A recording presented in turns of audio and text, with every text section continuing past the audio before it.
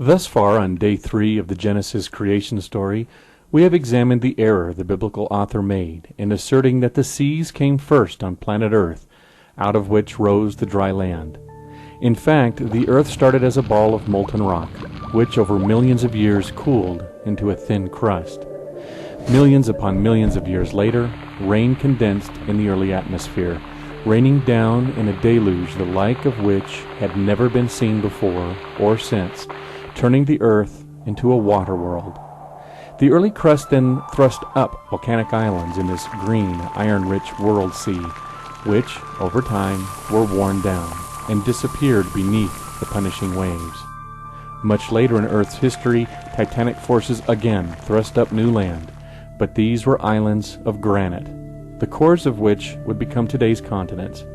Clearly, Genesis erred in its assertion that, strictly speaking, the seas came first, and then the land. It would have been more accurate to record that the land came first, then the seas, then the land again. More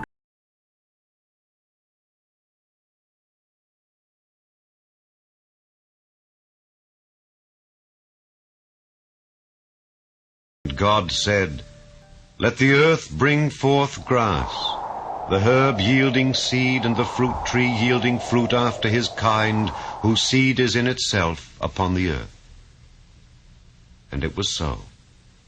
And the earth brought forth grass, and herb yielding seed after his kind, and the tree yielding fruit, whose seed was in itself after his kind. And God saw that it was good. And the evening and the morning were the third day. The early continents for millennia were barren wastelands, devoid of any life, and as already noted, these early continents saw an Earth very different than the oases of life to come. The Earth was hellishly hot, the atmosphere filled with poisonous gases, pressures enough to crush a human being. Life as we know it could not survive in such conditions. Life did not burst upon the land the same day as these early continents were forming. It would have been snuffed out in an instant. Indeed, life came slowly, gradually creeping across the land. Evidence suggests that an algal scum formed on the land 1.2 billion years ago, but it was not until around 425 million years ago that the first true land plants appeared. However, these first land plants could hardly be confused with grass, herbs, or fruit trees. These early plants were basically small stems, no more than a few centimeters high, with no leaves, no seeds, and no flowers. Grass would not evolve until some 67 million years ago, during the latter part of the age of the dinosaurs. Features important to herbs and fruit trees like seeds and flowers did not evolve until around 360 million years ago and 130 million years ago, respectively. The actual herbs and fruit trees humans enjoy today came much, much, much later. And by the time grass, herbs, and fruit trees populated the earth, so did the land animals who exploited them for food.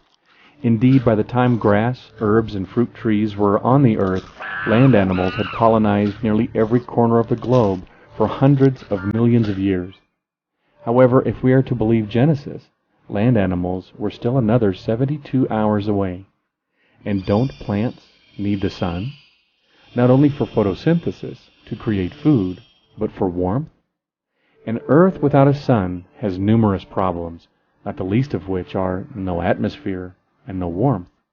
And yet, according to the Genesis creation story, the sun was not to arrive for another 24 hours.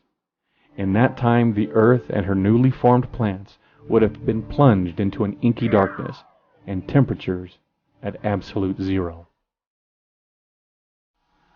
But not everyone believes Genesis the way it was written. Some, as we've come to learn, feel the need to reinterpret and virtually rewrite it. Gerald Schroeder, for example, apparently feels that Genesis is a bit too specific, naming grass, herbs, and fruit trees as part of the first vegetation to appear on the land, and neglects to include these in his summation of Genesis 1, 9 through 13, merely writing that the Bible describes the first plants appearing and equating this with bacteria and photosynthetic algae. Andrew Parker, in his The Genesis Enigma, follows suit. He writes, The ancient Israelites would have been oblivious to any single-celled life forms, let alone cyanobacteria specifically.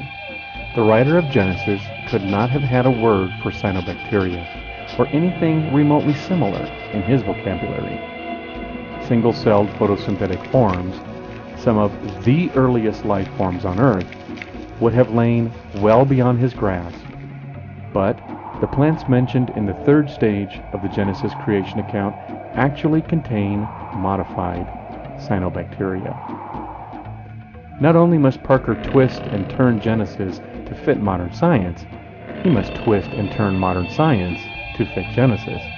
What he means by the grass, herbs, and fruit trees of Genesis containing modified cyanobacteria, which is what he is asserting the writer of Genesis is implying, actually trying under the constraints of his divinely inspired but scientifically ignorant and limited mind to say, is that these plants contain chloroplasts, the factories which photosynthesize sunlight and give nourishment to the plant, which are organelles formed from eukaryote cells, which are themselves evolved cyanobacteria. See how easy it is, once you know the secret code, to understand that grass, herbs, and fruit trees really mean early cyanobacteria, which, however, evolved in the seas, not on land. Hardly any time needs to be spent on these rationalizations, as they simply do not accurately reflect the text or context of Genesis 1. The painful contortions to rescue Genesis alone are enough to grant them dismissal. Like others, ignoring a plain reading of the biblical text, yet straining to force Genesis to fit with the findings of modern science, Andrew Parker concludes that Genesis is nonetheless the work of a divine hand. He states that the first chapter of Genesis could, perhaps more than any other, represent God's hand in the Bible due to what he thinks is its amazing pre-scientific accuracy. And yet this same divine inspiration could not have the writer of Genesis 1 simply write first plants, but instead inspired three of the most evolutionarily complex, sophisticated, and late arriving plant life as stand-ins for the relatively simple bacteria. This becomes Parker's conclusion that the Bible was divinely inspired by a supernatural intelligence.